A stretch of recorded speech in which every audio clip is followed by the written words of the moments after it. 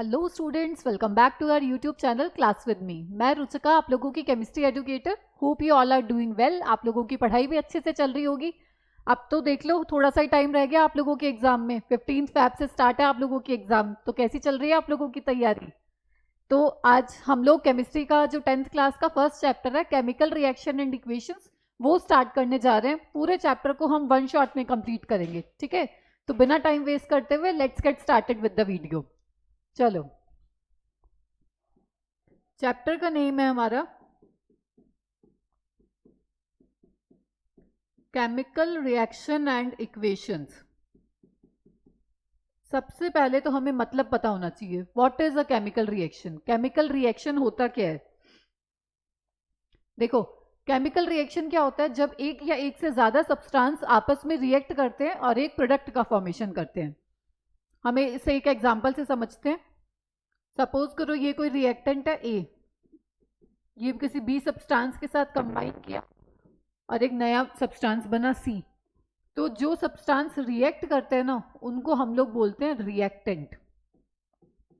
और जो बना, जैसे सी प्रोडक्ट बना, इसको हम लोग बोलते हैं प्रोडक्ट। तो बेसिकली केमिकल रिएक्शन में हुआ क्या? रिएक्टेंट आपस में कंबाइन किए और एक प्रोडक्ट का फॉर्मेशन हुआ, ठीक है? तो केमिकल रिएक्शन की डेफिनेशन क्या होगी? When two or more substances combine together to form a single product or more than two products, this is called a chemical reaction. Chemical reaction में क्या होता है? कुछ बॉन्ड्स ब्रेक होते हैं, कुछ नए बॉन्ड का फॉर्मेशन होता है। तो ये होता है हमारा केमिकल रिएक्शन। और इसके साथ लिखा हुआ है आपका केमिकल इक्वेशन।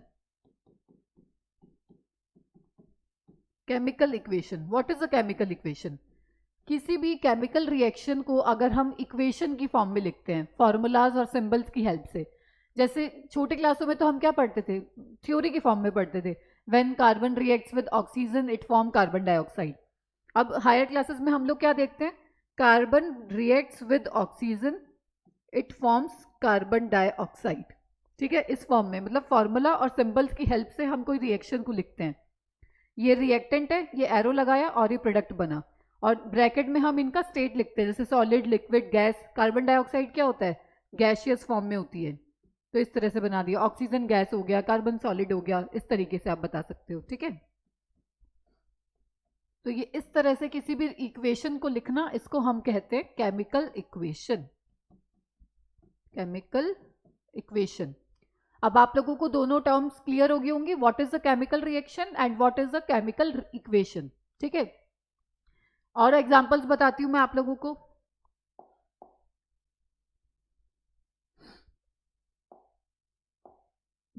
चलो, एक दो एग्जांपल और समझते हैं केमिस्ट्री के। जैसे सपोज करो हमने ले लिया मैग्नीशियम। ये रिएक्ट करा आपका ऑक्सीजन के साथ और क्या बना? मैग्नीशियम का ऑक्साइड। इसमें आपको क्या ध्यान रखना है? ये वाइट डैजलिंग फ्लेम देता है। ये क्वेश्चन बहुत बार पूछा गया है। It gives white dazzling flame, ठीक है? इसमें एक क्वेश्चन पूछा जाता है कि मैग्नीशियम को बर्न करने से पहले हम सैंड पेपर से रब करते हैं, ऐसा क्यों किया जाता है? क्योंकि वो एक ऑक्साइड की लेयर बना लेता है। ये बना लेता है आपका मैग्नीशियम ऑक्साइड, जो व्हाइट ऐश होता है, एक तरह से आप बोल सकते हैं व्हाइट डैजलिंग फ्लेम देता है। तो यही रीजन है मैग्नीशियम को बर्न करने से पहले सैंड पेपर से क्लीन किया जाता है। ये क्वेश्चन आपका बोर्ड एग्जाम में 1 से 2 बार रिपीट हो चुका है, ठीक है? तो ये आपकी टर्म्स थी, what is the chemical reaction, what is the chemical equation. अब हम आगे देखते हैं इसमें, ठीक है? आगे देखते हैं। आपको कैसे पता चलेगा कि कोई केमिकल रिएक्शन हुई है? क्या क्या चेंजेस अकर होंगे किसी भी केमिकल रिएक्शन में? कोई स्टेट में चेंज हो सकता है, कलर में चेंज हो सकता है, कोई प्रेसिपिटेट फॉर्म हो सकता है। तो हम डिस्कस करते हैं कुछ ऑब्जर्वेशंस, जिससे आपको पता चलेगा कि कोई केमिकल रिएक्शन अकर हुई है। सबसे फर्स्ट पॉइंट है आपका चेंज इन कलर। कलर में चेंज देखने को मिल सकता है। इसको मैं एक एग्जांपल से समझाती हूँ आप लोगों को। जैसे सपोज करो हमने कोई रिएक्शन ले ली आयरन की। इसकी हम रिएक्शन करवाते हैं कॉपर सल्फेट के साथ। कॉपर सल्फेट होता है हमारा ब्लू कलर का। जो भी मैं यहाँ पे कलर बता रही हूँ आप लोगों को ध्यान रखने हैं, ये सभी कलर्स पूछे गए हैं पेपर में, तो आपको ध्यान रखने हैं जो जो मैं यहाँ पे डिस्कस कर रही हूँ।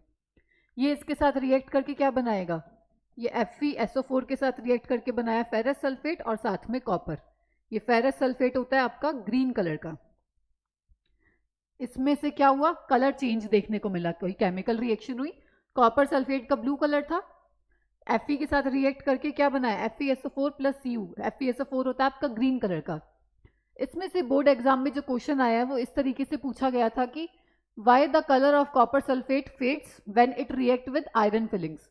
कॉपर सल्फेट का जो कलर है वो फेड क्यों हो जाता है जब वो आयरन फिलिंग्स के साथ रिएक्ट करता है? क्यों? क्योंकि जो आयरन है वो सल्फेट के साथ रिएक्शन करके फेरस सल्फेट बना लेता है और साथ में कॉपर बन जाता है। फेरस सल्फेट होता है आपका ग्रीन कलर का। तो फर्स्ट पॉइंट हो गया चेंज इन कलर, कलर में चेंज देखने को मिल सकता है। ठीक है, सेकंड पॉइंट देखते हैं हम। ठीक है, चलो, चेंज इन स्टेट। कई बार ऐसा होता है स्टेट में चेंज देखने को भी मिल सकता है। स्टेट कौन सी, जैसे सॉलिड हो गया, लिक्विड हो गया, गैस हो गया, ये सब हो गई। इसका एक एग्जांपल देखते हैं हम कॉमन सा। हाइड्रोजन की रिएक्शन करवाते हैं ऑक्सीजन के साथ, क्या प्रोडक्ट बनता है, वाटर। हाइड्रोजन क्या होता है आपका गैसियस फॉर्म में, ऑक्सीजन भी होती है गैस की फॉर्म में, और वाटर होता है आपका लिक्विड फॉर्म में। तो ये हो सकता है एक चेंज इन स्टेट देखने को मिल सकता है। और देखते हैं हम, नेक्स्ट है आपका formation of precipitate. Third one is formation of precipitate. पहले मैं आप लोगों को मतलब बता देती हूँ प्रेसिपिटेट क्या होता है। इसको हम शॉर्ट में ऐसे PPT भी लिख देते हैं। प्रेसिपिटेट होता है एक इनसॉल्यूबल सब्सटेंस होता है जो डिसॉल्व नहीं होता। जैसे सपोज करो आप वाटर में सैंड डालोगे, मिट्टी डाल दी, तो सैंड क्या होगा, नीचे सेटल डाउन हो जाएगी, वो डिसॉल्व नहीं होती है। ऐसे ही केमिस्ट्री में जो वो सॉल्ट्स जो डिसॉल्व नहीं होते, इनसॉल्यूबल पड़े रहते हैं, उनको हम बोलते हैं प्रेसिपिटेट। इसको एक रिएक्शन से एक्सप्लेन करती हूँ। जैसे सपोज करो आपने ले लिया पोटेशियम आयोडाइड, इसकी रिएक्शन करवाई लेड नाइट्रेट के साथ में, क्या प्रोडक्ट बनेगा, ये KNO3 के साथ रिएक्ट करेगा और PBI के साथ। तो प्रोडक्ट बनेगा आपका KNO3 प्लस PBI2।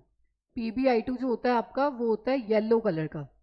ठीक है, और इसको डाउनवर्ड एरो से शो करते हैं। क्यों? क्योंकि ये एक येलो कलर का प्रेसिपिटेट होता है। प्रेसिपिटेट को हम डाउनवर्ड एरो से शो करते हैं। ठीक है, ये हो गया थर्ड आपका, प्रेसिपिटेट देखने को मिल सकता है। एक और देखते हैं, fourth one is evolution of gas. कई बार ऐसा होता है कि कोई रिएक्शन होती है उसमें गैस इवॉल्व होती है, हाइड्रोजन गैस हो गई, कार्बन डाइऑक्साइड हो गई। इसको भी एक एग्जांपल से समझते हैं। सपोज करो हमने जिंक की रिएक्शन करवा दी HCl के साथ, क्या प्रोडक्ट बनेगा, ये जिंक क्लोरीन के साथ रिएक्ट करके क्या बना देगा, जिंक क्लोराइड, और साथ में हाइड्रोजन गैस। इसमें से क्वेश्चन क्या पूछ सकते हैं, test for hydrogen gas. Hydrogen gas को आप कैसे टेस्ट करोगे, it burns with pop sound, pop sound के साथ बर्न होती है ये। ठीक है, और ये ZnCl2 कैसे बना, वैसे तो 9th का पार्ट है, आप लोगों को आना चाहिए, फिर भी बता देती हूँ। ये जिंक, ये क्लोरीन, जिंक पे चार्ज होता है +2, क्लोरीन पे -1। इसको क्रॉस मल्टीप्लाई करते हैं तो क्या बनता है, ZnCl2। ठीक है, ये बन गया आपका जिंक क्लोराइड। ठीक है,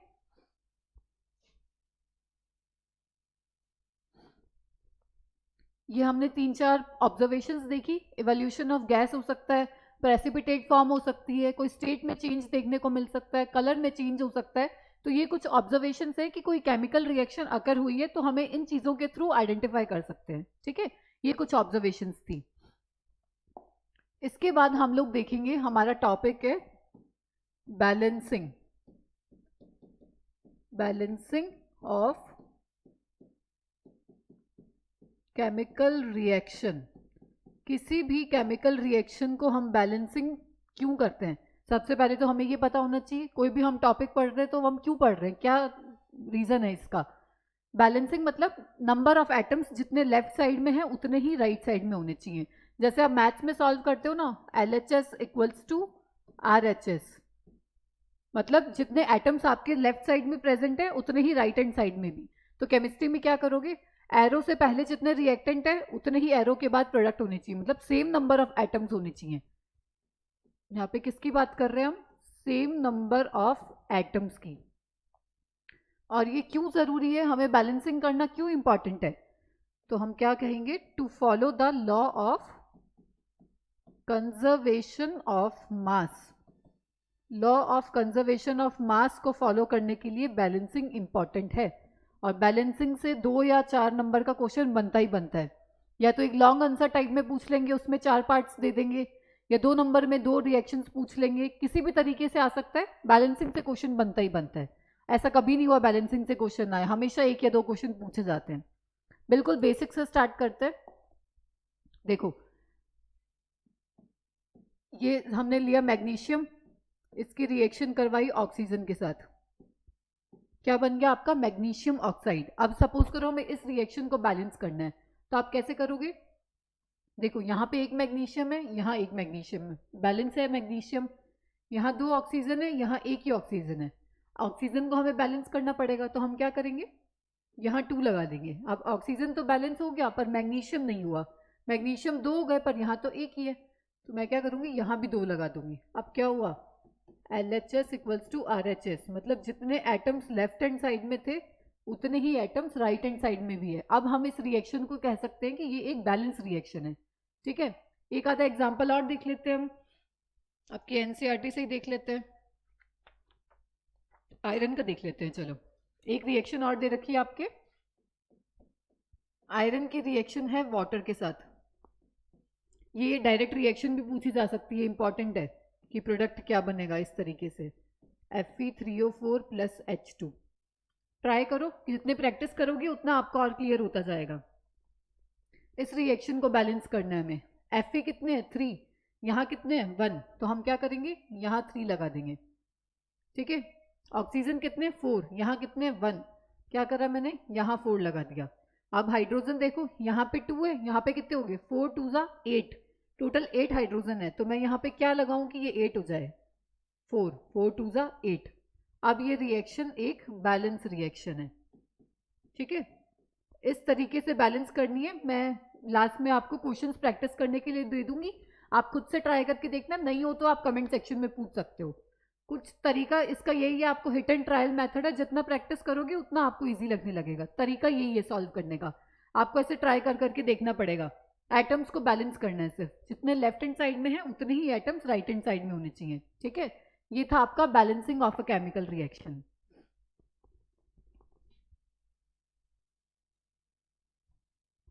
बैलेंसिंग हमारा पूरा हो गया। इसके बाद हम लोग देखेंगे टाइप्स ऑफ केमिकल रिएक्शन, कितने तरह की केमिकल रिएक्शन होती हैं, काफी सारी है, हम एक एक करके डिस्कस करेंगे। चलो अब हमारा टॉपिक है टाइप्स ऑफ केमिकल रिएक्शन। सारे टाइप्स डिस्कस करेंगे हम एक एक करके। फर्स्ट है आपका कॉम्बिनेशन रिएक्शन। कॉम्बिनेशन रिएक्शन, देखो नेम से ही पता चल रहा है, कॉम्बिनेशन रिएक्शन मतलब कोई ना कोई चीज तो यहाँ पे कंबाइन हो रही होगी। कॉम्बिनेशन मतलब कंबाइन करना, तो इसमें क्या होता है, 2 या 2 से ज्यादा सब्सटेंस आपस में कंबाइन करते हैं और एक सिंगल प्रोडक्ट का फॉर्मेशन करते हैं। ये चीज इंपॉर्टेंट है, प्रोडक्ट हमेशा सिंगल बनेगा, एक ही प्रोडक्ट बनेगा, रिएक्टेंट्स कितने भी हो सकते हैं, तो वो होगी आपकी कॉम्बिनेशन रिएक्शन। तो आप क्या लिख सकते हो, व्हेन 2 और more substances combine together to form a single product। Product हमेशा सिंगल बनेगा, ठीक है, वो होगी कॉम्बिनेशन रिएक्शन। बेसिक एग्जांपल से बताती हूँ, सपोज करो ये कोई रिएक्टेंट है आपका A, ये कंबाइन करा B के साथ और ये क्या बनाया इसने C। देखो रिएक्टेंट 2 हैं पर प्रोडक्ट एक ही है, ये हो गई आपकी कॉम्बिनेशन रिएक्शन। ठीक है, 2 या 2 से ज्यादा रिएक्टेंट आपस में कंबाइन करते हैं और एक सिंगल प्रोडक्ट का फॉर्मेशन करते हैं, वो होती है आपकी कॉम्बिनेशन रिएक्शन। केमिस्ट्री की टर्म्स में एग्जांपल देखते हैं इसके, वही एग्जांपल है जो अभी हमने डिस्कस किया मैग्नीशियम वाला। मैग्नीशियम की रिएक्शन अगर हम ऑक्सीजन के साथ करवाएंगे तो क्या बनेगा, मैग्नीशियम ऑक्साइड। ठीक है, और क्या ले सकते हैं, कार्बन की रिएक्शन ऑक्सीजन से करवा दो, क्या बनेगा, कार्बन डाइऑक्साइड। कोई भी रिएक्शन ले सकते हो जिसमें प्रोडक्ट सिंगल बन रहा हो, 2 चीजें आपस में कंबाइन करके एक प्रोडक्ट का फॉर्मेशन कर रही है, वो हो गई आपकी कॉम्बिनेशन रिएक्शन। ठीक है, सेकेंड टाइप है आपकी decomposition reaction. Second one is decomposition, नाम से पता चल रहा है, देखो डीकम्पोज मतलब डीकम्पोज हो जाना, ब्रेक डाउन हो जाना, टूट जाना किसी सब्सटेंस में। ये जस्ट अपोजिट होती है कॉम्बिनेशन रिएक्शन का। कॉम्बिनेशन में तो क्या हो रहा था, दो सब्सटेंस आपस में रिएक्ट करके एक प्रोडक्ट का फॉर्मेशन कर रहे थे, लेकिन डीकम्पोजिशन में क्या होगा, रिएक्टेंट एक होगा, प्रोडक्ट ज्यादा हो सकते हैं, मतलब एक रिएक्टेंट ब्रेक डाउन कर रहा है एक से ज्यादा प्रोडक्ट में। जैसे सपोज करो ये हमारा रिएक्टेंट है ए बी, इसको अगर हमने हीट कर दिया तो ये किस में टूट गया, ए और बी में। तो आपको ध्यान रखना रिएक्टेंट तो एक ही होगा, प्रोडक्ट एक से ज्यादा हो सकते हैं। ये होती है आपकी डीकम्पोजिशन रिएक्शन। डीकम्पोजिशन में भी आगे तीन टाइप से होते हैं, एक होता है थर्मल डीकम्पोजिशन, एक photochemical decomposition, and third one is electrolytic decomposition. तो हम तीनों का एक एक करके डिस्कस करेंगे, ठीक है। तो आप डेफिनेशन कैसे लिखोगे डीकम्पोजिशन रिएक्शन में, when a single reactants break down to give simpler products, ठीक है। ये हो गया आपका डीकम्पोजिशन। इसमें एक क्वेश्चन ये भी पूछा जाता है कि why decomposition reaction called as opposite of combination, क्योंकि कॉम्बिनेशन में तो क्या हो रहा था, दो सब्सटेंस कंबाइन कर रहे थे, डीकम्पोजिशन में क्या हो रहा है, एक रिएक्टेंट ब्रेक डाउन कर रहा है, तो अपोजिट हो गई कॉम्बिनेशन के। इसके टाइप्स देख लेते हैं हम लोग। फर्स्ट टाइप है डीकम्पोजिशन का thermal decomposition. Thermal decomposition, therm word का मतलब ही क्या होता है, हीट। मतलब वो डीकम्पोजिशन रिएक्शन जो हीट की प्रेजेंस में हो रही है उसको हम बोलते हैं थर्मल डीकम्पोजिशन। जैसे कोई एग्जांपल सबसे कॉमन जो पूछा जाता है वो है कैल्शियम कार्बोनेट का। इसको अगर हम हीट करते हैं तो क्या बनता है, calcium oxide plus carbon dioxide. Carbon dioxide एक गैस है तो हम इसको अपवर्ड एरो से शो करते हैं, ठीक है। इसका केमिकल नेम तो क्या होता है आपको पता होगा, कैल्शियम कार्बोनेट, पर इसका कॉमन नेम याद रखना भी जरूरी है, बहुत बार एग्जाम में आता है। तो मैं तीनों कॉमन नेम बता देती हूँ इसके। इसको हम लाइमस्टोन के नाम से जानते हैं, या फिर मार्बल भी इसी को बोला जाता है, या फिर चौक। ये तीनों इसके कॉमन नेम है जो आपको याद रखने हैं, ठीक है। और जो कैल्शियम ऑक्साइड होता है इसका कॉमन नेम होता है क्विक लाइम, क्विक लाइम के नाम से जानते हैं इसको। तो ये हो गई एक इंपॉर्टेंट केमिकल रिएक्शन है थर्मल डीकम्पोजिशन का। कैल्शियम कार्बोनेट को जब हीट करते हैं तो कैल्शियम ऑक्साइड और कार्बन डाइऑक्साइड बनता है, ठीक है। सेकंड देखते हैं हम लोग। कोई भी डाउट हो तो आप नीचे कमेंट सेक्शन में पूछ सकते हो, ठीक है, सारे डाउट्स क्लियर करके जाना। सेकंड देखते हैं फोटोकेमिकल डीकम्पोजिशन। फोटोकेमिकल, फोटो का मतलब होता है लाइट, केमिस्ट्री में बेसिकली हम किससे बात कर रहे हैं, सनलाइट की बात कर रहे हैं। मतलब वो डीकम्पोजिशन रिएक्शन जो सनलाइट की प्रेजेंस में हो रही है उसको बोलते हैं हम फोटोकेमिकल डीकम्पोजिशन। सनलाइट को हम केमिस्ट्री में कैसे सिंबल से शो करते हैं, ये एच और ऐसे न्यू बनाते हैं, ये होता है आपका सनलाइट का सिंबल। दो रिएक्शंस हैं, इंपॉर्टेंट है, दोनों बता देती हूँ मैं आपको। एक रिएक्शन है आपकी सिल्वर क्लोराइड की, एजी मतलब सिल्वर क्लोराइड, सिल्वर क्लोराइड। इसको जब हम सनलाइट देते हैं तो क्या प्रोडक्ट बनता है, 2Ag प्लस Cl2, ठीक है। सेम इसी तरीके की है 2AgBr, सिल्वर ब्रोमाइड। इसको सनलाइट प्रोवाइड करते हैं तो क्या बनता है, 2Ag प्लस Br2। ये हो गई आपकी फोटोकेमिकल डीकम्पोजिशन। फोटो मतलब सनलाइट, वो डीकम्पोजिशन रिएक्शन जो सनलाइट की प्रेजेंस में हो रही है, ठीक है। एक खास बात और है इन दो रिएक्शंस की, ये दोनों रिएक्शंस आपकी यूज होती हैं ब्लैक एंड वाइट फोटोग्राफी में। वाइट फोटोग्राफी, ये चीज इंपॉर्टेंट है, आपको ध्यान रखनी है, ठीक है।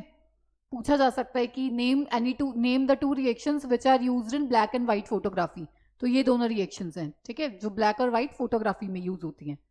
थर्ड वन देखते हैं हम लोग, थर्ड होती है इलेक्ट्रोलाइटिक।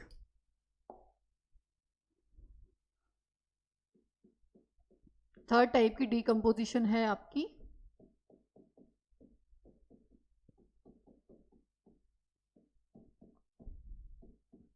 Electrolytic decomposition.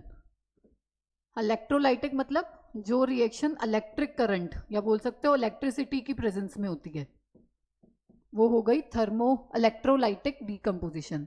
सबसे फेमस एग्जांपल है आपका इलेक्ट्रोलाइसिस ऑफ वाटर, बहुत बार पूछा जाता है।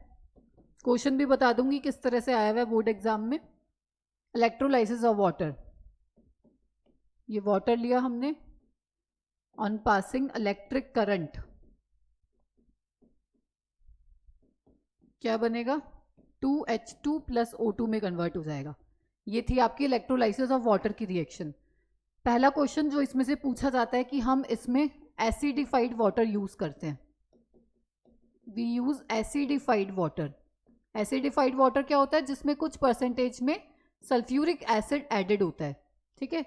और एक क्वेश्चन मतलब ऐसे इस तरीके से पूछ सकते हैं कि हम इसमें डिस्टिल वाटर क्यों नहीं यूज करते, we can not use distil water in electrolysis of water, ऐसा क्यों होता है।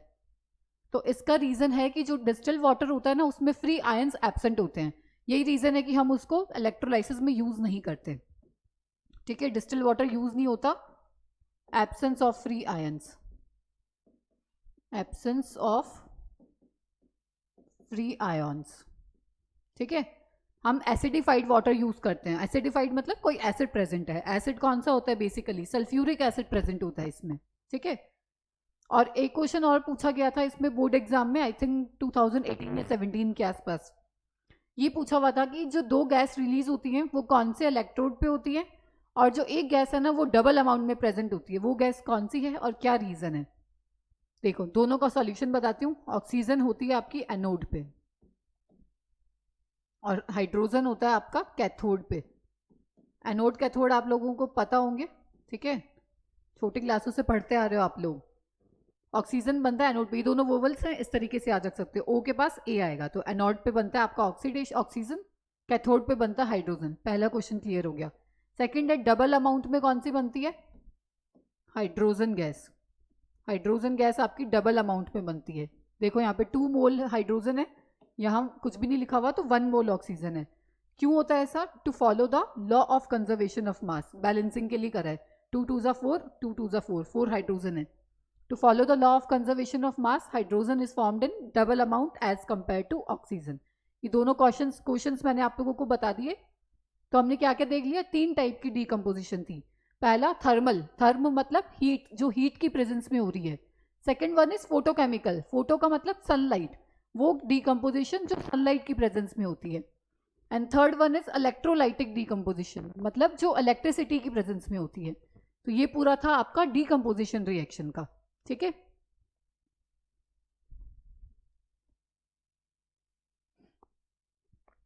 डीकम्पोजिशन हो गई। नेक्स्ट हम लोग देखते हैं थर्ड टाइप है इसका, डिस्प्लेसमेंट रिएक्शन। थर्ड है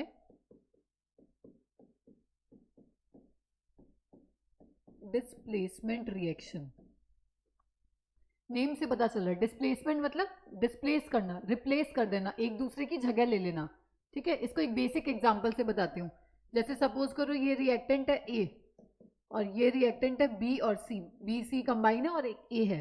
तो क्या हुआ, ए ने रिप्लेस कर दिया बी को और इसके साथ आ गया, तो प्रोडक्ट क्या बना आपका, ए सी प्लस बी, मतलब बी को रिप्लेस कर दिया और खुद उसके साथ आ गया। रिप्लेस कर दिया मतलब डिस्प्लेस कर दिया, ये होती है आपकी डिस्प्लेसमेंट रिएक्शन। अब आपको पता होना चाहिए डिस्प्लेस कौन करेगा, मतलब यहाँ पे जो ए है ना वो ज्यादा रिएक्टिव है, मोर रिएक्टिव है as compare to B, B is less reactive, मतलब जो एलिमेंट ज्यादा रिएक्टिव होता है वो कम रिएक्टिव को डिस्प्लेस कर देता है। The more reactive element displaces less reactive element from its compound, is called as displacement reaction, ठीक है। हमेशा ध्यान रखना है जो ज्यादा रिएक्टिव है वही लेस रिएक्टिव को डिस्प्लेस कर पाएगा, जो कम रिएक्टिव है वो ज्यादा को डिस्प्लेस नहीं कर सकता। अगर ए लेस रिएक्टिव होता ना तो ये रिएक्शन पॉसिबल नहीं थी, तो आप क्या लिखते, नो प्रोडक्ट विल फॉर्म, ठीक है। ज्यादा रिएक्टिव एलिमेंट लेस को डिस्प्लेस कर सकते हैं। अब आप ये पूछोगे कि हमें कैसे पता चलेगा कौन सा एलिमेंट ज्यादा रिएक्टिव है कौन सा कम रिएक्टिव है, इसके लिए भी एक सॉल्यूशन है। इसके लिए आपकी आती है एक रिएक्टिविटी सीरीज, जिसको हम कई बार एक्टिविटी सीरीज भी बोल देते हैं। बहुत सारे बच्चों को आती होगी पहले से, अगर नहीं भी याद है तो मैं एक बढ़िया सी ट्रिक से आप लोगों को याद करवा दूंगी, ठीक है। तो ये नोट डाउन कर लो, उसके बाद हम रिएक्टिविटी सीरीज देखते हैं कि कैसे याद करनी है। ये याद होनी जरूरी है, इसके बिना आप डिस्प्लेसमेंट रिएक्शन नहीं कर पाओगे, आगे भी आपको काम आएगी। आपको पता होना चाहिए कौन सा एलिमेंट ज्यादा रिएक्टिव होता है कौन सा कम रिएक्टिव होता है, ठीक है। तो हम देखते हैं रिएक्टिविटी सीरीज। देखो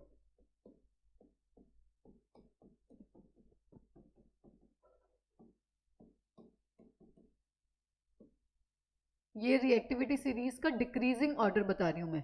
डिक्रीजिंग तो पता है ना आप लोगों को, ज्यादा से कम, जो एलिमेंट ज्यादा रिएक्टिव है वो ऊपर लिखूंगी, फिर कम कम इस तरीके से। चलो देखते हैं, पहले मैं लिख देती हूँ फिर आपको ट्रिक बताऊंगी।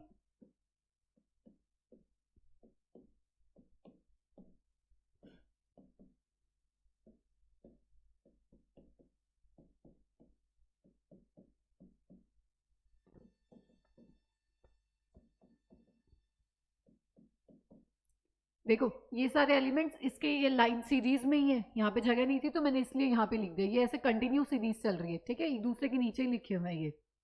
अब हम इसकी ट्रिक देखते हैं। एलिमेंट्स आप लोगों को पता होंगे कौन कौन से हैं, ये नहीं पता तो एक बार मैं रिकॉल करवा देती हूँ आप लोगों को।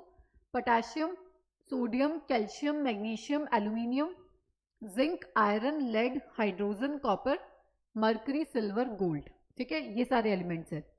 ट्रिक क्या आप लोगों की, कैटरीना ने कार मांगी, कैटरीना ने कार मांगी, ऑल्टो, जेन, फरारी, फिर भी हाई क्यों मिली सिल्वर ऑडी। सारे कार के नाम है, बॉयज को तो इजीली याद हो जाएंगे, ठीक है। कैटरीना ने कार मांगी, ऑल्टो, जेन, फरारी, फिर भी हाई क्यों मिली सिल्वर ऑडी। ये मिली क्यों बोला एचजी का, क्योंकि एचजी क्या होता है आपका मरकरी, इसलिए करा हमने मिली सिल्वर ऑडी। एक दो बार रिवाइज करोगे अच्छे से याद हो जाएगी। कैटरीना ने कार मांगी, ऑल्टो, जेन, फरारी, फिर भी हाई क्यों मिली सिल्वर ऑडी। कैसी लगी ट्रिक, कमेंट करके जरूर बताना। और इसके अलावा भी आप लोगों को कोई अच्छी ट्रिक आती है तो वो भी बता सकते हो, ठीक है। तो ये रिएक्टिविटी सीरीज है, ये आपको ध्यान रखनी है, इसके बिना आप डिस्प्लेसमेंट रिएक्शन नहीं कर पाओगे। चलो अब ये रिएक्टिविटी सीरीज होगी, अब एक एग्जांपल से समझते हैं हम लोग डिस्प्लेसमेंट रिएक्शन। कौन सा लें, ठीक है चलो, Fe प्लस CuSO4, ये कोई रिएक्टेंट दे रखा है, प्रोडक्ट आप लोगों को बनाना है। एक है Fe, एक है Cu। देखो कहाँ कहाँ पे, ये रहा आपका Fe, ये रहा आपका Cu। हमने बताया था ये कौन सा ऑर्डर है इसका, डिक्रीजिंग ऑर्डर, मतलब ऊपर वाला एलिमेंट ज्यादा रिएक्टिव है। Fe ज्यादा रिएक्टिव है एज कम्पेयर टू कॉपर। तो हमने क्या डिस्कस किया था, मोर रिएक्टिव एलिमेंट लेस को डिस्प्लेस कर सकता है। तो Fe क्या करेगा, कॉपर को डिस्प्लेस कर देगा और खुद उसकी जगह पे आ जाएगा। तो प्रोडक्ट बना आपका FeSO4 plus Cu। Copper sulphate का कलर कौन सा था, ब्लू, फेरस सल्फेट का कलर है ग्रीन। ये हो गई आपकी डिस्प्लेसमेंट रिएक्शन, सिंपल है। अब एक और रिएक्शन पूछती हूँ मैं आप लोगों से। सपोज करो हमने ले लिया Cu प्लस FeSO4। अब क्या प्रोडक्ट बनेगा, क्या अभी ऐसा ही हो जाएगा CuSO4 प्लस Fe, बताओ क्या बनेगा, CuSO4 प्लस Fe बनेगा क्या, नहीं बनेगा। क्यों, क्योंकि जो Cu है वो लेस रिएक्टिव है as compare to iron, this is less reactive. और हमने पढ़ा था लेस रिएक्टिव एलिमेंट ज्यादा रिएक्टिव को डिस्प्लेस नहीं कर सकता। तो क्या होगा, क्रॉस लगा के आ जाना, नो प्रोडक्ट विल फॉर्म, कोई प्रोडक्ट नहीं बनेगा। ये थी आप लोगों की डिस्प्लेसमेंट रिएक्शन। समझ में आ रहा है ना अच्छे से, कोई भी टॉपिक नहीं समझ में आ रहा तो कमेंट सेक्शन में पूछ लेना, कोई भी डाउट नहीं रहना चाहिए इस चैप्टर में से, काफी इंपॉर्टेंट चैप्टर है ये। रिएक्शंस बनाना अभी सीख लिए तो 11th-12th में भी आपको हेल्प करेगा, ठीक है।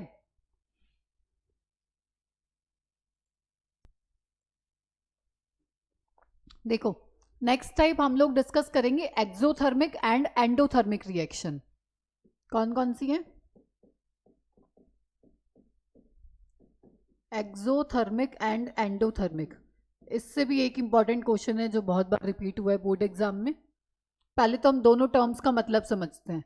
एक्सो का मतलब क्या होता है, एग्जिट, मतलब बाहर निकलना। थर्म का मतलब मैंने आप लोगों को बताया था, हीट। तो क्या मतलब हुआ, कोई भी रिएक्शन जिसमें हीट रिलीज हो रही हो, बाहर निकल रही हो, वो होगी आपकी एक्सोथर्मिक रिएक्शन। दूसरी साइड एंडो मतलब एब्जॉर्ब होना, जो हम प्रोवाइड कर रहे हैं एब्जॉर्ब हो रही है। थर्म का मतलब हीट, कोई भी रिएक्शन जिसमें हीट एब्जॉर्ब हो रही है वो होगी आपकी एंडोथर्मिक। ये हो गया दोनों में डिफरेंस। एग्जाम्पल से समझते हैं, एंडोथर्मिक का एग्जाम्पल कौन सा हुआ, देखो जैसे हमने ले लिया CaCO3, इसको हीट करा तो क्या बना, calcium oxide plus carbon dioxide. Heat हम दे रहे हैं, प्रोवाइड कर रहे हैं, वो होगी एंडोथर्मिक रिएक्शन, ठीक है। बहुत सारी हैं ऐसे। फेरस सल्फेट को हीट करने पे, ये क्वेश्चन भी रिपीट हो चुका है, इंपॉर्टेंट मार्क कर लेना।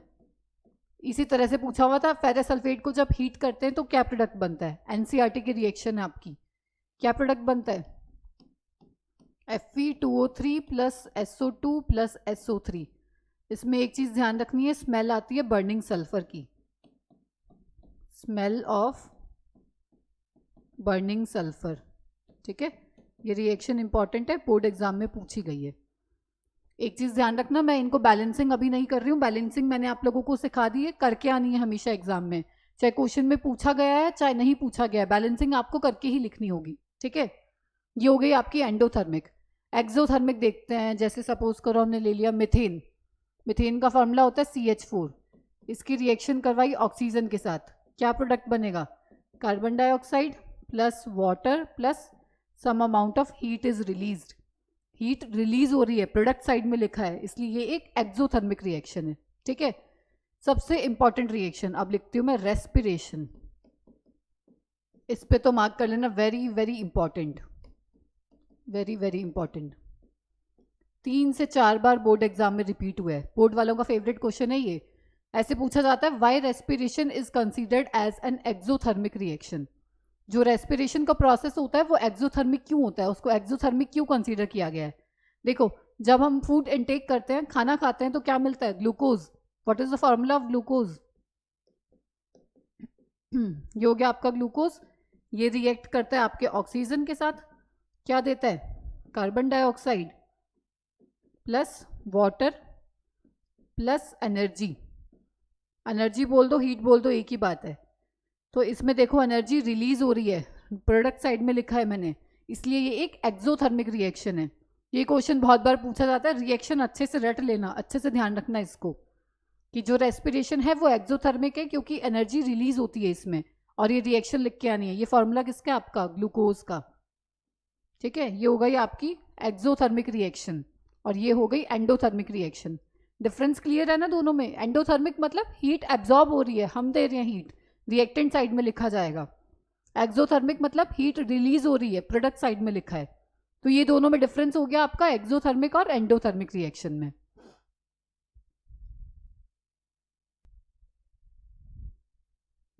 चलो, ये एक्सोथर्मिक एंडोथर्मिक हो गया। अब हम लोग देखते हैं ऑक्सीडेशन एंड रिडक्शन। इससे भी क्वेश्चन बनता ही बनता है, रिएक्शन दे देंगे, आपसे पूछेंगे कौन सा सब्सटेंस का ऑक्सीडेशन हो रहा है, कौन से का रिडक्शन हो रहा है, इस टाइप के क्वेश्चंस बहुत आते हैं एग्जाम में। तो हम बिल्कुल सिंपल से समझते हैं। पहले तो दोनों टर्म्स में डिफरेंस क्लियर करते हैं कि ऑक्सीडेशन क्या होता है और रिडक्शन क्या होता है। What is oxidation and what is reduction, 3 points of difference बताऊंगी बेसिक बिल्कुल। फर्स्ट क्या है आपका, ओ से ऑक्सीडेशन, ओ से ऑक्सीजन, जिसमें ऑक्सीजन ऐड होगा वो होगा आपका ऑक्सीडेशन।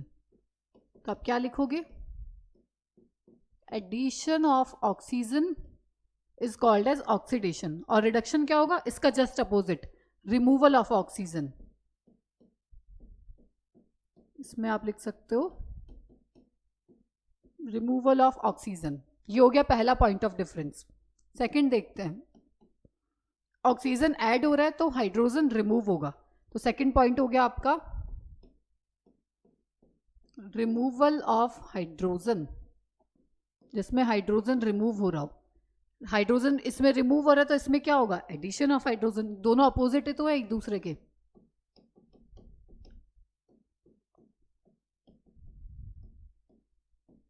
एडिशन ऑफ हाइड्रोजन, ये हो गया second point of difference. Third, electron की टर्म्स में, जिसमें इलेक्ट्रॉन लॉस होते हैं, loss of electron is called as oxidation, loss हो रहा है इलेक्ट्रॉन्स का, वो हो गया आपका ऑक्सीडेशन। और रिडक्शन क्या हो गया, गेन ऑफ इलेक्ट्रॉन्स। ये 3 पॉइंट आपको ध्यान रखने हैं डिफरेंस के, इसके बाहर नहीं आता क्वेश्चन, ठीक है। ऑक्सीजन ऐड हो रहा है या फिर हाइड्रोजन रिमूव हो रहा है, ये होता है ऑक्सीडेशन। ऑक्सीजन रिमूव हो रहा है, हाइड्रोजन ऐड हो रहा है, वो होता है रिडक्शन। इलेक्ट्रॉन्स बाहर निकल रहे हैं, ऑक्सीडेशन, इलेक्ट्रॉन्स गेन हो रहे हैं, रिडक्शन। ज्यादा क्वेश्चंस इन दो के बेस पे ही आते हैं, ठीक है। और एक चीज और बता दूं, अगर ये दोनों प्रोसेस एक ही रिएक्शन में हो रहे हैं, साइमल्टेनियसली हो रहे हैं, तो उसको क्या बोलते हैं, रिडॉक्स रिएक्शन। डेफिनेशन पूछ लेते हैं कई बार, क्या लिखोगे, the reaction in which oxidation and reduction occurs simultaneously, दोनों प्रोसेस साइमल्टेनियसली हो रहे हैं, एक ही रिएक्शन के अंदर हो रहे हैं, वो रिएक्शन कहलाएगी आपकी रिडॉक्स रिएक्शन। ठीक है, क्लियर है एकदम, कोई डाउट नहीं रहना चाहिए, अच्छे से क्लियर कर लो इन पॉइंट्स को, उसके बाद हम रिएक्शन की हेल्प से समझते हैं। ठीक है, चलो रिएक्शन की हेल्प से समझते हैं। एनसीईआरटी का ही कोई देख लेते हैं। चलो ठीक है, ये क्वेश्चन लिखते हैं। देखो एनसीईआरटी की ही रिएक्शन है आपकी,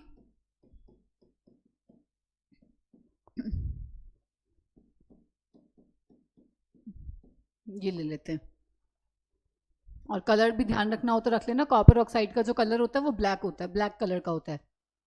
सपोज करो ये कोई रिएक्शन दे रखी है, इसमें क्वेश्चन आया आपका identify the substance which getting oxidized and reduce.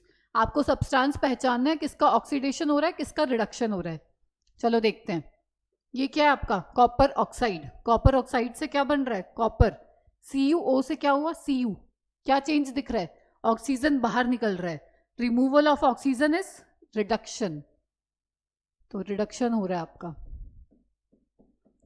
Reduction किसका हो रहा है कॉपर ऑक्साइड का, इस वाले सब्सटेंस का, जो लेफ्ट है रिएक्टेंट वाले वो लिखने होते हैं। अब दूसरी साइड देखो H2 से क्या बन रहा है H2O, क्या हुआ ऑक्सीजन ऐड हो रहा है, addition of oxygen is oxidation, किसका हो रहा है H2 का, तो आप क्या लिखोगे substance getting oxidize is H2, substance getting reduced is copper oxide. ठीक है, एक और देख लेते हैं अगर है तो। चलो इसी एग्जाम्पल से समझा देती हूँ मैं आप लोगों को। देखो ये आपको इतना क्लियर हो गया ऑक्सीडेशन रिडक्शन, इसके बाद दो टर्म्स और आती हैं,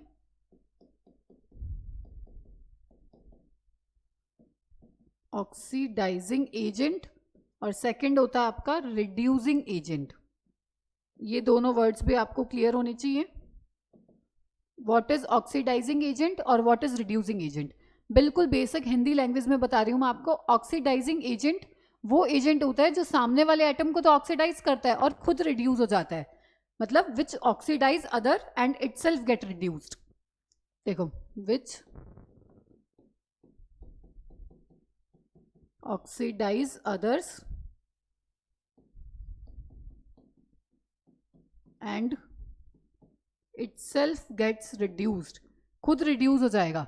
एक बार आप डेफिनेशन समझ लो, एग्जाम्पल से समझाऊंगी और क्लियर हो जाएगा। रिड्यूसिंग एजेंट क्या हुआ, जस्ट इसका अपोजिट।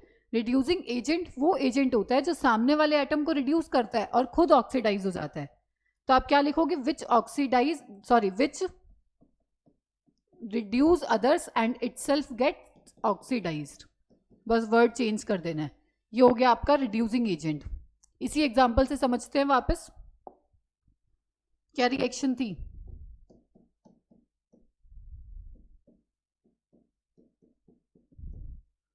ऑक्सीडेशन रिडक्शन हमने सीख लिया कैसे निकालना है, ये हो रहा है आपका रिडक्शन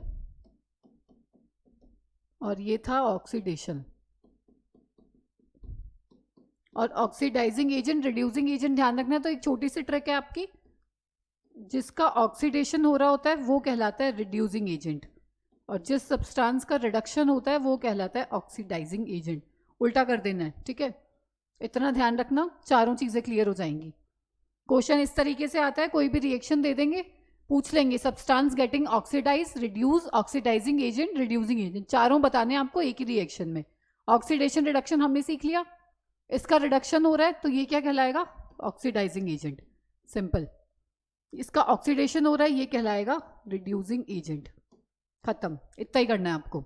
सबसे पहले ऑक्सीडेशन रिडक्शन पहचान लेना, जिसका रिडक्शन हो रहा है वो ऑक्सीडाइजिंग एजेंट, जिसका ऑक्सीडेशन हो रहा है वो रिड्यूसिंग एजेंट। ऐसे आप चारों बता सकते हो, सिंपल, बस ऑक्सीडेशन रिडक्शन का मतलब क्लियर रखना, ठीक है।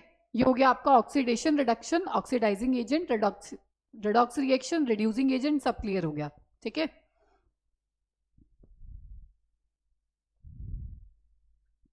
रिएक्शन के जो भी टाइप्स थे वो हम लोगों ने कंप्लीट कर लिए। अब हम लोग डिस्कस करेंगे, आपके दो टॉपिक्स रहे हुए लास्ट, कोरोजन और रेंसिडिटी, दोनों को हम डिटेल से पढ़ लेते हैं। कोरोजन क्या होता है, सबसे बेसिक एग्जांपल जो आप लोगों ने पढ़ा हुआ, रस्टिंग ऑफ आयरन, लोहे पे जंग लगना, ये भी किसका एग्जांपल है आपका कोरोजन का। मतलब समझते हैं कोरोजन क्या होता है।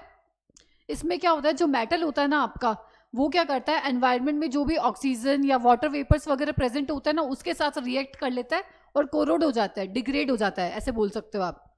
सपोज करो ये कोई मेटल है आपका, और एनवायरनमेंट में जो भी आपका ऑक्सीजन हो गया, वाटर वेपर हो गया, मतलब एटमोसफेयर में जो भी ये सब चीज़ें प्रेजेंट होती हैं, उसके साथ में रिएक्ट कर लेता है और कोरोड हो जाता है। ये सिंपल सा मतलब है, और इस प्रोसेस को हम लोग बोलते हैं corrosion. Means the degradation of metal when it reacts with oxygen, water vapour और any other gases which are present in the atmosphere. Atmosphere में जो भी गैसेस वगैरह, वाटर वेपर्स वगैरह प्रेजेंट होते हैं, उसके साथ रिएक्ट कर लेता है और कोरोड हो जाता है, खराब हो जाता है। सबसे जनरल एग्जांपल हो गया आपका रस्टिंग ऑफ आयरन, लोहे पे जंग लगना। आप लोगों ने देखा होगा, नया जो आयरन होता है उसको कुछ टाइम तक रखे रखो तो वो क्या करेगा, ऑक्सीजन और जो वाटर वेपर्स है उसके साथ रिएक्ट करके एक कंपाउंड बना लेगा, जिसको हम बोलते हैं रस्ट, जंग, ब्लैक रेडिश पाउडर होता है एक, रस्ट बोलते हैं। ये फॉर्मूला होता है इसका, रस्ट। देखो इसका फॉर्मूला हम देख ही लेते हैं। रस्टिंग ऑफ आयरन क्या रिएक्शन होती है, ये हमारा आयरन है, इसने क्या किया, ऑक्सीजन और जो वाटर प्रेजेंट होता है एनवायरनमेंट में उसके साथ रिएक्ट करके एक कंपाउंड बना लिया, Fe2O3.XH2O।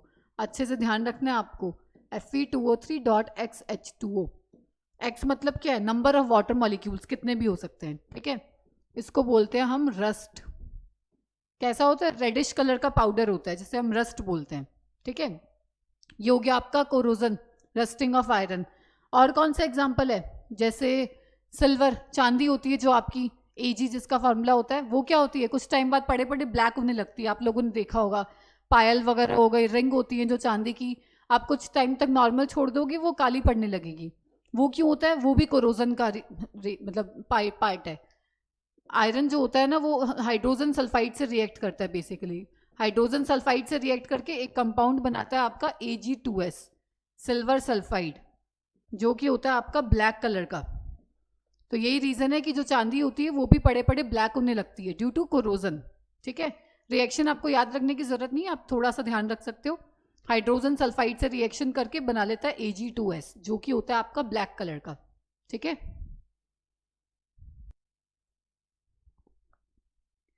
अब आप लोगों से पूछ सकते हैं क्वेश्चन की prevention of rusting of iron, लोहे को जंग लगने से आप कैसे बचा सकते हो, प्रिवेंशन क्या क्या टेक्निक्स होगी इसकी, कैसे प्रिवेंट कर सकते हो आप कि लोहे पे जंग ना लगे, और कोरोजन को प्रिवेंट करने का तरीका।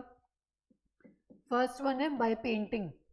आप पेंट कर दो तो उससे क्या होगा, ऑक्सीजन से रिएक्शन नहीं होगी, वाटर के साथ रिएक्ट नहीं कर पाएगा तो कोरोड नहीं होगा। और क्या कर सकते हो, ऑयलिंग कर सकते हो, ग्रीसिंग कर सकते हो, और अलॉइंग हो गया, क्रोम प्लेटिंग हो गया। एक ये इंपॉर्टेंट है आपका गैल्वेनाइजेशन। गैल्वेनाइजेशन में बेसिकली क्या करते हैं, जिंक की एक लेयर चढ़ा देते हैं, जिंक लेयर। ये आपका मेटल है, इस पे जिंक की लेयर चढ़ा देते हैं। मेनली क्यों होता है ये, ऑक्सीजन की सप्लाई कट करने से, ताकि एनवायरनमेंट में जो भी प्रेजेंट है सब्सटेंसेस उनके साथ रिएक्ट ना कर सके। तो ये कुछ प्रिवेंशन टेक्निक्स हैं जिससे आप रस्टिंग ऑफ आयरन को प्रिवेंट कर सकते हो। पेंटिंग कर सकते हो, ऑयलिंग हो गया, ग्रीसिंग हो गया, गैल्वेनाइजेशन, ये इंपॉर्टेंट है। ये आपसे डेफिनेशन भी पूछ सकते हैं, व्हाट इज गैल्वेनाइजेशन। मेटल का नाम ध्यान रखना, जिंक, जिंक की लेयर चढ़ा देते हैं उस पर, ठीक है। ये हो गया आपका कोरोजन। इसके बाद एक लास्ट टॉपिक बचा हुआ है आप लोगों का, रेंसिडिटी। इसके बाद आपका चैप्टर फिनिश हो जाएगा। कोई भी डाउट्स हो तो आप नीचे कमेंट सेक्शन में पूछ लेना, ठीक है। लास्ट टॉपिक है आपका, बिल्कुल सिंपल सा, रेंसिडिटी। रेंसिडिटी क्या होता है, देखो जैसे कोई आपका फैट, मतलब ऑयली फूड होता है, फैट वाला खाना होता है, वो कुछ टाइम तक बाहर पड़ा रहे तो क्या होगा, उसका स्मेल और टेस्ट चेंज हो जाएगा। तो वो क्यों होता है बेसिकली, क्योंकि वो ऑक्सीजन के साथ रिएक्ट कर लेता है, रिएक्ट करके ऑक्सीडेशन हो जाता है उसका, और वो खाना खराब होने लगता है। क्या ऑब्जर्वेशन आती है, मेनली स्मेल और जो टेस्ट होता है खाने का वो चेंज हो जाता है। होता क्यों है ये, रीजन क्या है इसका, ऑक्सीडेशन, ऑक्सीडेशन हो जाता है उनका। तो बेसिकली क्या हुआ, खाना आपका खराब हो गया, रेंसिड हो गया एक तरह से, रेंसिड हो जाना। इस प्रोसेस को ही हम क्या बोलते हैं, रेंसिडिटी, ऑक्सीडेशन हो जाता है, ठीक है। तो हम इसको प्रिवेंट कैसे कर सकते हैं, हम खाने को प्रिवेंट कैसे कर सकते हैं कि वो रेंसिड ना हो। कुछ मेथड्स अप्लाई कर सकते, जैसे हम एंटीऑक्सीडेंट्स यूज कर सकते हैं। एंटी मतलब अपोजिट, जो ऑक्सीडेशन को प्रिवेंट करें। जैसे होता है आपका सोडियम बेंजोइट हो गया, BHA हो गया। बहुत सारे एंटीऑक्सीडेंट्स यूज़ कर सकते हो आप लोग। और क्या कर सकते हो, रेफ्रिजरेटर यूज़ कर सकते हो। कहते हैं ना खाने को फ्रिज में रखोगे तो लंबे टाइम तक चल सकता है, तो रेफ्रिजरेटर का यूज़ कर सकते हो। और क्या कर सकते हो, खाने को अगर एयर टाइट कंटेनर में रखोगे तो भी खराब नहीं होगा, एयर टाइट कंटेनर। और सनलाइट से थोड़ा दूर रखो। ये कुछ बेसिक प्रिवेंशन टेक्निक्स हैं, जैसे आप खाने को खराब होने से बचा सकते हो। एंटीऑक्सीडेंट्स यूज़ कर लिए, खाने को फ्रिज में रख दो, एयर टाइट कंटेनर में रखो। तो ये सब मेथड्स हैं इसके। इसमें एक क्वेश्चन और आया हुआ था कि जो जैसे आपके चिप्स वगैरह होते हैं, पैकेट फूड्स होते हैं, उनमें ना गैस फिल होती है। वो कौन सी गैस होती है और वो क्यों फिल करते हैं? तो आपको ध्यान रखना, जो भी चिप्स, लेज, कुरकुरे वगैरह के जो पैकेट होते हैं ना, उसमें नाइट्रोजन गैस फिल करके रखते हैं मैन्युफैक्चरर्स। ऐसा क्यों होता है?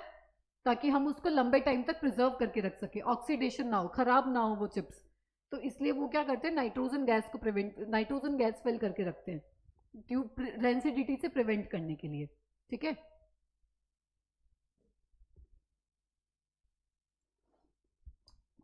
इसी के साथ हमारा चैप्टर भी कंप्लीट होता है। बैलेंसिंग देख ली, सारे टाइप्स ऑफ रिएक्शंस देख लिया, कोरोजन हो गया, रेंसिडिटी हो गया। पूरा चैप्टर हमने वन शॉट में कंप्लीट कर लिया। कोई भी डाउट्स हो नीचे कमेंट सेक्शन में पूछ लेना। अगर वीडियो पसंद आए तो ज़्यादा से ज़्यादा लोगों को शेयर करना, ताकि हमें भी मोटिवेशन मिलता रहे पढ़ाने का। ठीक है, तो like, share and subscribe to our channel. मिलते हैं नेक्स्ट वीडियो में, तब तक के लिए गुड बाय।